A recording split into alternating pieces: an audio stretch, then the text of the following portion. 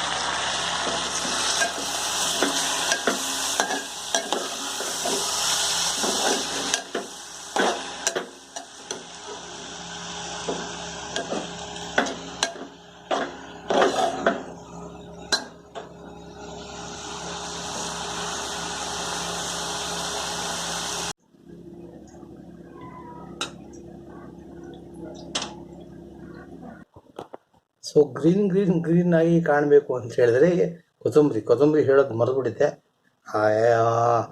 ಕೊತ್ತಂಬರಿ ಎಷ್ಟು ನಿಮಗೆ ಡಿಪೆಂಡಿಂಗ್ ಆನ್ ನಿಮ್ಗೆ ಯಾವ ಕ್ವಾಂಟಿಟಿ ಬೇಕು. ಒಂದು ಕಡಲೆ ಬೀಜನೂ ಅಷ್ಟೇ, ಎಷ್ಟು ಬೇಕು ನಿಮಗೆ, ಯಾವ ಕ್ವಾಂಟಿಟಿ, ನಿಮ್ಗೆ ಎಷ್ಟು ಲೈಕ್ ಆಗುತ್ತೆ, ಎಷ್ಟು ಮಾಡ್ತೀರಾ ನೀವು, ಯಾವ ಮೆಜರಿಂಗ್ ಕಪ್ ಯೂಸ್ ಮಾಡ್ತೀರಾ, ಡಿಪೆಂಡಿಂಗ್ ಆನ್ ದ್ಯಾಟ್ ನೀವು ಅಷ್ಟು ಕಡಲೆ ಬೀಜ, ಆಮೇಲಿಂದ ಅರಿಶಿನ ಪುಡಿ 1 ಸ್ಪೂನು ಅಥವಾ 2 ಸ್ಪೂನು ಡಿಪೆಂಡಿಂಗ್ ನೀವು ಯಾವ ಮೆಜರಿಂಗ್ ಕಪ್ ತೊಗೋತೀರಾ ಅದು. ಸೊ ಇದು ನಾನು ಸಣ್ಣ ಮೆಜರಿಂಗ್ ಕಪ್ ಇದೆ ಅದರಲ್ಲಿ ಮಾಡಿರೋದು. ಅದ್ರ ಪ್ರಕಾರ ನಾನು ಅಳತೆ ಇಟ್ಕೊಂಡಿದ್ದೀನಿ. ಒಂದು ಜೀರಿಗೆ, ಸಾಸಿವೆ ಪ್ರತಿಯೊಂದು, ಆಮೇಲೆ ಇವನ್ ಉಪ್ಪು ಕೂಡ ಅಷ್ಟೇ. Taste, anything for taste. ಉಪ್ಪು ಎಷ್ಟು ಬೇಕು ನಿಮ್ಮ ಟೇಸ್ಟ್ ಪ್ರಕಾರ ನೀವು ಹಾಕ್ಕೋಬೇಕು. ಆಮೇಲೆ ಮೆಣಸಿನ್ಕಾಯಿನೂ ಅಷ್ಟೇ. ಅದೇ ಮೆಣಸಿನ್ಕಾಯಿ ಬಗ್ಗೆ ನಿಮ್ಗೆ ಆಗಲಿ ಹೇಳಿದ್ದೀನಿ. ಕೆಲವು ಖಾರ ಬರ್ತವೆ ಮೆಣಸಿನ್ಕಾಯಿ, ಕೆಲವು ಖಾರ ಬರೋದಿಲ್ಲ, ಆಯಿತಾ. ಅದು ಹೇಗೆ ನೀವು ಯಾವ ಥರದ ಮೆಣಸಿನ್ಕಾಯಿ ಯೂಸ್ ಮಾಡ್ತಾಯಿದ್ದೀರಾ ಅದು ನಿಮಗೆ ಗೊತ್ತಿರುತ್ತೆ.